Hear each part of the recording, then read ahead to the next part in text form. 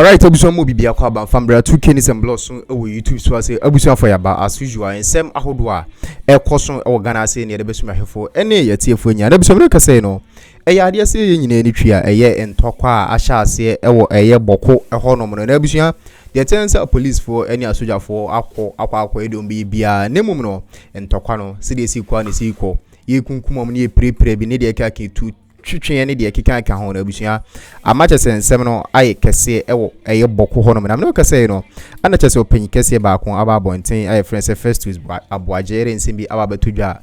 I don't know the reason why anka we say we a political issue, because I believe said that boko issues is a chieftain's ensensem, but opanyi kese aba bonten aba Bawumia sanso na Addo dan Akuffo Afenyo Markin any pain for hudu bidia edin a wose chese sa Akuffo nyina ehhehye sa nyoma hodo a ekoso ewo bokoi ase na Abusua men pesem kasbet ntim pine beko yakwa akwoje sa ansem nyina nchiremu ere abeba babetina se edi ho enkomo city e mesre so nya subscribing for my YouTube channel ya no subscribe ede amam we are now the adoma na ede video na asenso no waboso na that o sere bia next time bia drop video on sabeka video in 10 times na bibia so etimi aye kama medin ede kwa am gentle. The president clearly signaled that he was going to request Akuffo to engage. Shortly after his inauguration, he went to the conflict area, precisely Bawku and Nalerigu, which were very good, gestures. But then in between, you don't hear anything about what exactly that the mediation that Honorable Austin Game is talking about is doing or achieving. So for the people who are aggrieved, who are in conflict, it's like there's no progress, and that the only way out is for them to continue to engage, in violence. The other part is the elephant in the room that the Honorable P0SE says we should not talk about. Politics. It is a well-known fact that one ethnic group sees one party as its ally, and that any time that party is in power or out of power or whatever it is, they have specific ways of approaching the conflict. Only yesterday, and I believe my colleagues in the studio saw the press conference by the minority.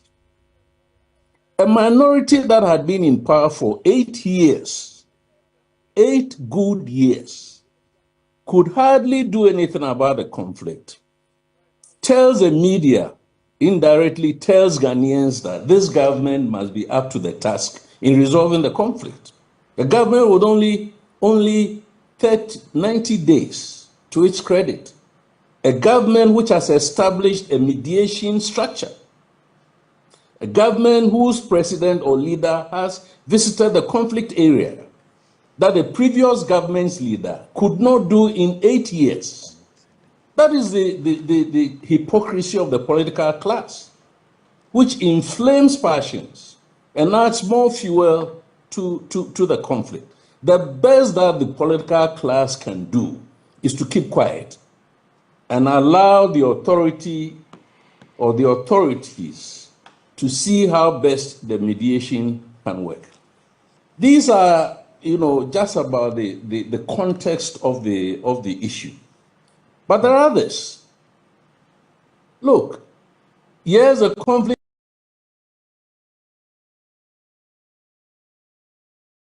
that has been there for decades. To the best of my knowledge, it is recorded in literature from the 1900s, at least 1930, 1931, 1932. The white man recognized this conflict. It's not a new conflict, right? Mm-hmm. But then, during the last administration, I think in February 2023, there was a classic intelligence failure. At least that's what the government told us, that it didn't know, with all the resources that it had, including the software that we had bought for $6 million or whatever dollars from Israel. He didn't know that a rival chief in the form of Alhaji Seydou Abagri was going to be installed. And in the morning when the installation was going to take place, or the enskinment, That was when some attempt was made to fly a helicopter, and then to say that the situation on the ground was not congenial, and therefore the helicopter could not land. It's a classic failure of politics, of authority, or whatever it is. So that was the trigger for this escalation that we are seeing. But then fast forward, I think October 2024, what happened? Again, another classic intelligence failure on the part of the state to have allowed the rival chief, Alhaji Saidu Abagri, to be smuggled into Bawku. Any attempts to support the mediation effort must address these things that I call the triggers or the proximate factors. There cannot be two chiefs anywhere in our jurisdiction, anywhere in our ethnic environments. There is always one chief. So all attempts must be made, whether through law or through tradition, which I believe is what the Otumfuo's committee will be doing, among others, to try and normalize this abnormality and get only one chief to be recognized in Bawku. I see. Then there is this hue and cry about the IGP's visit. I mean, I don't know. I have not seen the full video. What was the purpose of the IGP's visit? Among others, it would be a confidence-building measure for the IGP, head of the police service, to go to the ground. One, boost the morale of the police, one of whose members had been killed, and assure them that the state or the government was doing everything in its power to ensure that they're able to do their work. That's one. But it was also a signal, like the president visit, to both sides of the conflict that the state was still engaged. Now, what I'm not very happy about is this carrot that he dangled before the youth, that if you lay down your arms, if that was how he stated it, I will make sure that some of you are recruited into the police. I think he spoke ahead of time. Even if recruitment is going to be one of the incentives for the guns to go silent, I don't think that was the time that he should have said it. Look, in that environment, the first casualty of the conflict is peace. And then in its wake will be the socio-economic, challenges, the livelihoods that have disappeared, even the government employees, government structures and so on, schools, clinics, whatever, all of whom have left. So the first concrete attempt to ensure the youth about the benefits or the dividends of peace will revolve around measures of reactivating the economic livelihoods of the people. And in post-conflict environments, when you do that also with a mechanism to reintegrate or integrate the society. Right. So if it is farming, you take Mamprisi youth, you take Kusasi youth, you give them land, you give them seeds, you give them tools, put them together on a piece of land to farm. If it is a market economy, for instance, then you make sure that the stalls and so on are not segregated into Mamprisi market and Kusasi market, but they're all integrated. So all I want to say at this point is that we must be careful that we do not go and make statements that probably we wouldn't be able to fulfill. Because be it as made that it is a carrot, it is also a bad signal. Then the Galamseyers will say, okay, we will stop Galamsey if you recruit us into the Ghana Armed Forces. That should not be the basis for recruitment. You see, and that was what the minority was exploiting yesterday. Although I didn't agree with them, the IGP never said that even if they are not qualified, he's going to recruit them.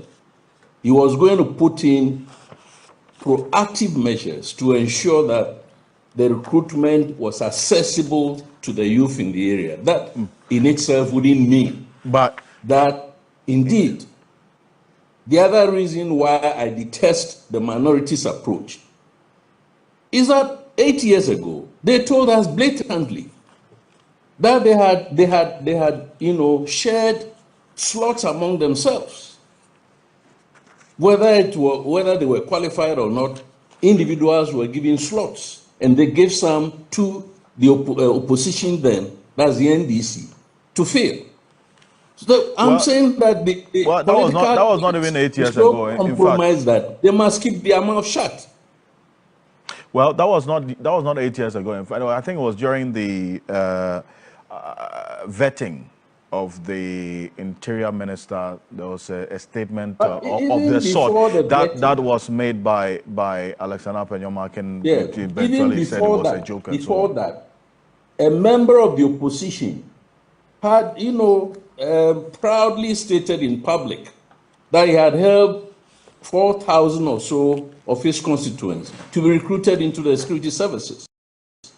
So the point I'm making is that this political class, and I'm using political class in the context of what the minority leader has been articulating in public, they're a very danger to this democracy. Almost everything that goes wrong in this country is orchestrated by the political class.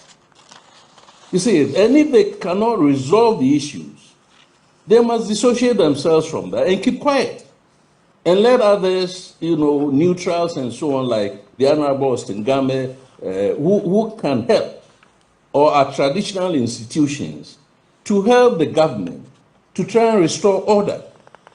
In the process, we must not inflame passions. But I'm saying that we need to resolve the triggers, the installation of the rival chief. If it is not resolved, it doesn't matter how many youth on both sides or all sides that are recruited into the security services. The conflict